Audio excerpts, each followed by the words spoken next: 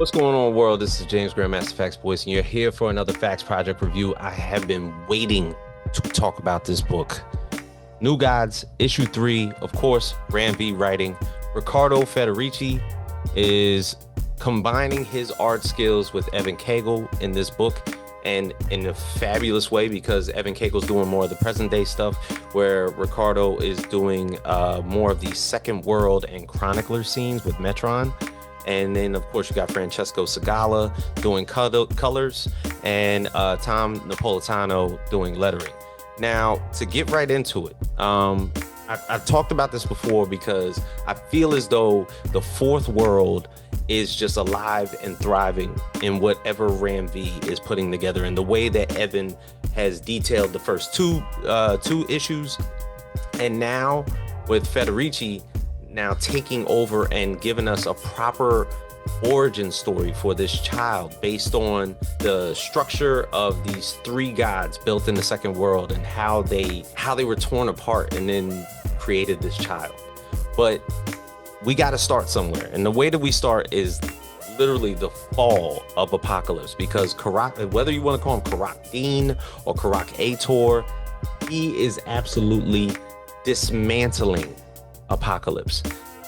You see within like the 4th page of this issue his immediate battle between himself and Mantis, and I implore people to pay attention to the bigger fonts, because they always seem to mean something, whether it was the introduction of characters, whether it was like Big Barda and that very classic panel in issue 2, the introduction of Orion in issue 1. This one in particular says Starcatcher over the top, and it's the battle between Karok Dean and Mantis.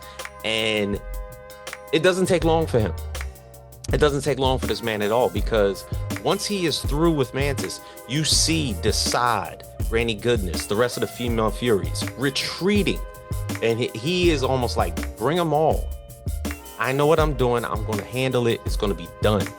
But inevitably, a very scary moment, because they let him know the throne is yours. Apokolips is now finished, and it is now yours, to where Karok is like, yeah, let's just pack this up. And we're going to New Genesis next, because what we're looking at is he is trying to rid the universe of all Source-born characters and all their beings. And in order for him to do so, with the death of Darkseid basically happening, this man has been a scavenger for so long. And now he feels as though, if I annihilate the most vicious of minions in Darkseid's army, then I can obviously go to New Genesis and do the same thing. But the story takes you there, and then we get tasked with Metron and the Chronicler. And you can think of the Chronicler as like DC's version of the Watcher, but he knows all, he's watched all, he's the masterful observer of the universe, and yet he has a story to tell Metron about the Second World and what may be the possibilities for this child that's out there in the world. So we get introduced to Arbistrata, Parzarum, and Niktar. Arbistrata is the god of nomads and drifters. Parzarum is the god of inventors and smiths. Niktar is the god of pathfinders and explorers. Niktar one day is traveled to the edge of reality, discovering an entity of living darkness that infects him and brings that back to his siblings. And ultimate descent and disaster happens amongst these three. And it's almost like, if I'm thinking correctly, the Dark Multiverse, Dark Metal, those type of books, this might be almost the same thing. It might have been the thing that might have destroyed Darkseid as well.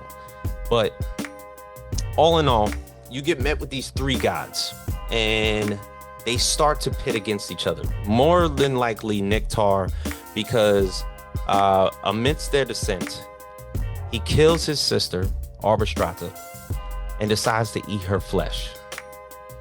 And because Parzarum, of course, is the god of inventors and smith, he binds his hands. But the one thing about this god, Parzarum, is that You can bind his hands, but you cannot take away his thoughts. And his thoughts even build creation, to where two entities leave his mind physically, literally spread themselves among the universe. One arriving on New Genesis, the other one arriving on Earth. Not sure if there's like a mother box containment, maybe like a creation of such. But the one that arrives on Earth ends up being the continuance of Parzirum himself. He ends up going through generations and generations and generations. You see him basically go through ancient Egypt in a time, and he necessarily decides that as a contingency plan, I have to create one more weapon. And this one last weapon could necessarily be this child and this lasting creation. Now, no, if you remember from issue 2, they found this child on the steps of an Indian temple, to where it was just sitting there dormant. But the thing is, they figured, okay, it's just a lost child. But I think this child has been here for generations, just waiting. Ultimately, this also might be what Maxwell Lord is after, because he knows that the child is also a weapon. Maxwell Lord, of course, we found out to have the Omega symbol almost like tattooed on his forehead, and he is also in search of the child. Mr. Miracle doesn't even have that much time, because he's also in search of it, well, because he knows that Orion is coming. His brother is pretty much there, so he figures to go to the one man that could possibly lend him a little bit of service. So he goes to his old stagehand, Oberon. And Oberon has had a chamber made by the Justice League to find the closest source-born creatures that might be inhabiting the Earth if he couldn't find Scott. Of course, Scott, Barda, and Liv, his daughter, are all tagging along for this mission. And Oberon is just like gleefully looking to join them in this mission. You don't necessarily see that much of Scott, Barda, but you realize that they're being pursued by Maxwell Lord's men. I just gotta say, like, the whole mythology, the mythos that is what the fourth world is, and now with the expansion of it and the creation of what we're seeing in the second world, it only brings this a lot more bigger than what it is. Like, this is now an epic. It can be. We're only in the 3rd issue. I'm not sure how far this goes. I hope there's not final issues. Like, I hope this is not like a shortcoming. I really want Ram to work on this book a lot more, because I feel like the expansion of this is all going to come to a head, because I feel as though, even though Orion is probably back in New Genesis biding his time, even though Highfather basically told him to go find this child, he has to come to the understanding that Karok Ator is coming. He might have to defend either New Genesis or go after this child. If he goes after this child, New Genesis is probably just going to get destroyed. But God, I can't wait for issue 4. Obviously, at some point in time, because of the impending catastrophic things that might happen to the universe, the Justice League is going to have to get involved, and that might come to pass. But they're introducing a whole new sector of characters that are just phenomenal, phenomenally drawn, phenomenally written. And issue 4 comes out next month. So for everybody here at the Facts Project, I will be looking forward to issue 4. I hope that you enjoyed it here at the channel, and that you come by and, of course, get ready for issue 4 next month. So for everybody here at the Facts Project, we'll see you next time.